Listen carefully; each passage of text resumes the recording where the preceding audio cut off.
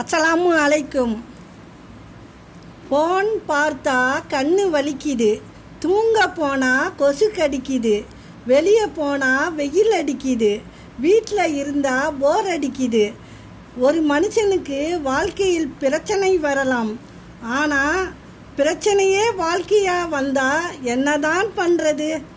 நான்கில் ஒரு தலையாட்டி பொம்மையாக இருந்து வீணாவதை விட தலைக்கணம் பிடித்த தனி ஒருவனாய் வாழ்ந்துவிட்டு போவது சிறப்பு.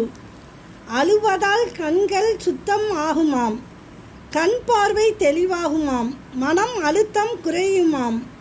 நன்றி சொல்லுங்கள். உங்கள் மனதை காயப்படுத்தியவர்களை, காயங்கள் தந்தவர்களிடம் காரணங்கள் கேட்காதீர்கள்.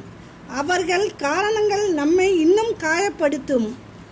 அடுத்தவர்களுக்கு செய்யும்போது இனிமையாகத்தான் இருக்கும். அது உனக்கு வரும்போது தான் அதன் வலியும் வேதனையும் புரியும். அஸ்ஸலாமு அலைக்கும்.